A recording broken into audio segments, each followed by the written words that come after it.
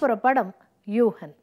யஷ்மித், சாக்ஷி அகர்வால், சித்து, பிரதீப், மனோஜ், ஷாம் மற்றும் பலர் இந்த படத்துல நடிச்சிருக்காங்க.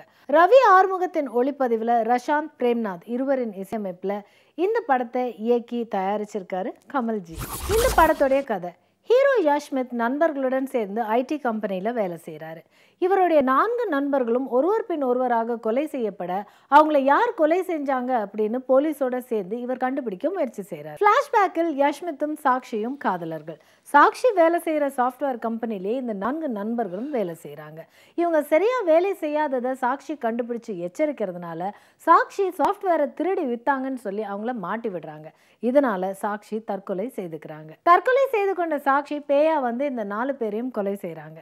இதுக்கு யஷ்மித்தும் உதவி செய்யறாருங்கிறது தான் இந்த படத்துடைய மீதி கதை. இந்த படத்துல நடிச்சிருக்கிற அத்தனை பேரும் புதுமுகங்களா இருந்தாலும் சாக்ஷி மட்டும் அவங்க கதாபாத்திரத்துக்கு தேவையான அளவு நடிப்பை கொடுத்திருக்காங்க.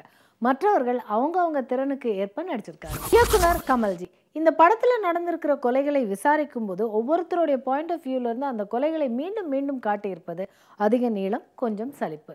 இருந்தாலும் தப்பு செய்தா பேயா இருந்தாலும் மனிதனா இருந்தாலும் துரத்தி வந்து தண்டிப்பாங்க அப்படிங்கிற கருத்தை சொல்லியிருக்காரு. மொத்தத்தில் யூஹன் உங்கள் யூகத்தில்.